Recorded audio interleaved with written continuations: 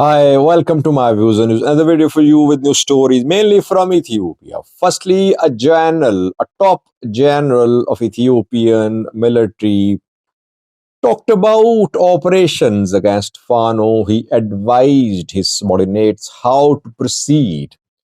His speech is being seen as an acknowledgement of the complexity involved in the operations against Fano, or acknowledgement or admission of the challenges faced by military in the fight against Fano fighters. What did he say? Secondly, Daniel Kibret, the uh, advisor to Ethiopian PM, who is very critical of Fano, spoke last night. He leveled some allegations against Fano fighters regarding aid delivery to the Amhara region. Thirdly, Skander Naga, who said goodbye to politics and took up arms,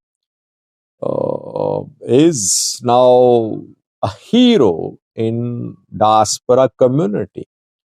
At a fundraising program organized a few hours ago, Skandar's picture was up for sale. For how much was it purchased? Details for you.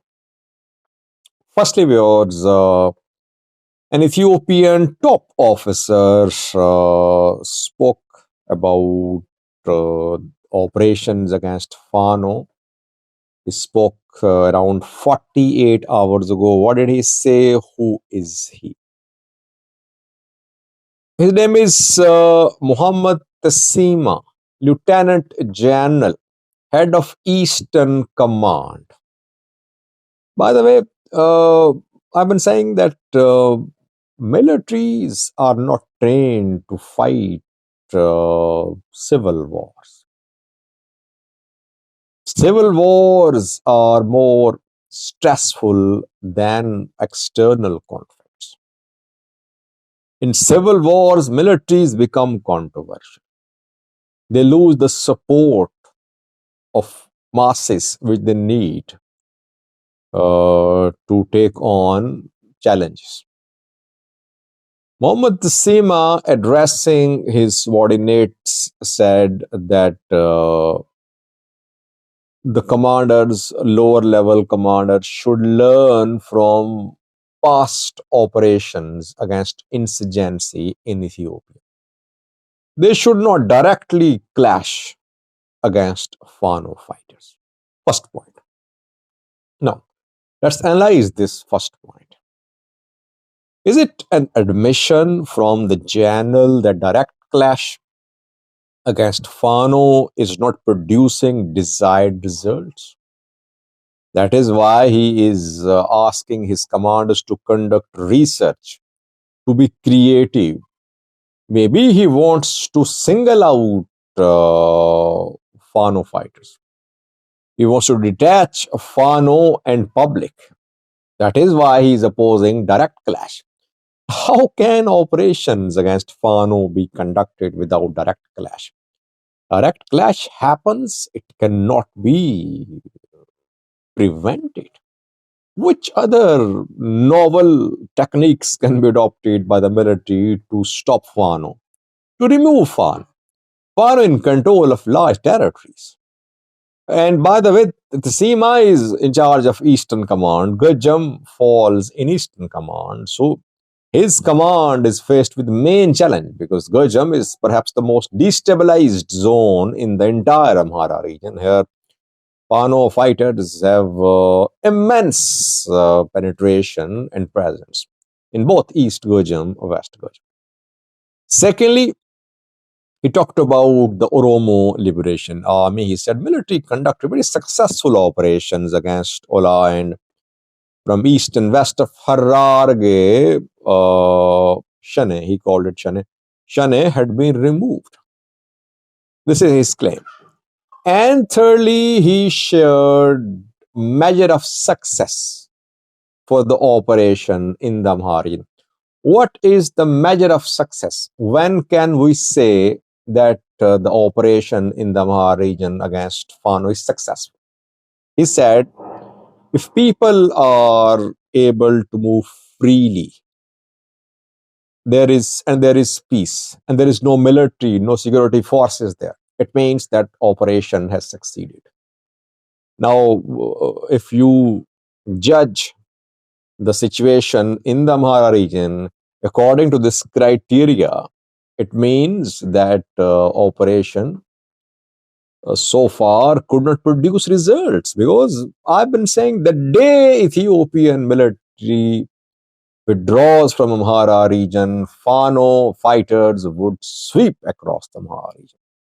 Even with the CMI is talking about free movement of people without the presence of any security forces, I am saying that even with the presence of Ethiopian police and militia, there cannot be law and order in Amhara region. Only military can enforce law and order. Regional forces are not in a position to stop Fano fighters.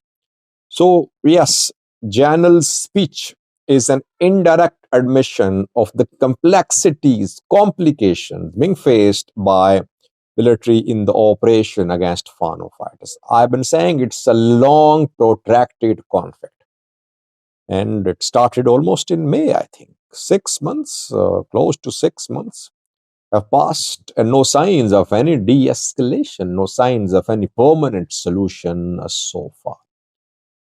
Secondly, we also Daniel Kibret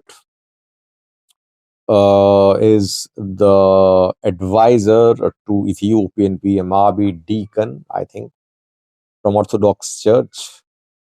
Mahibre Kadusa, I think he worked with Mahibre Kadusa in the past. And he is the one who is loyal to Ethiopian PM Abiy. When Ethiopian PM Abiy wants to take on the church, he's the first one to criticize the church.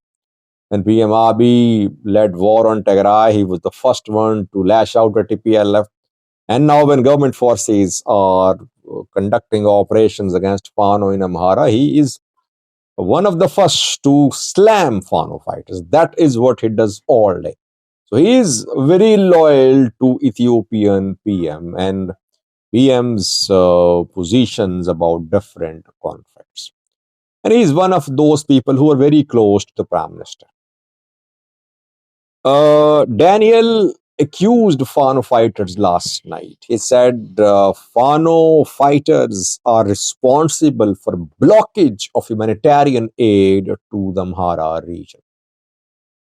So can we say Fano is blocking delivery of food aid to the people of Amhara? Because people are dying, by the way. According to Amhara, Tigray, zonal government officials, around 50 deaths have happened in Woghimbra, in Chile, on Tigray border.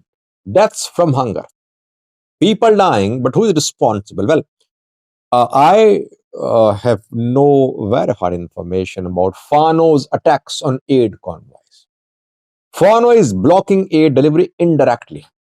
By indirectly, I mean that since Fano fighters carry out attacks on military, on convoys along main road, so roads are blocked.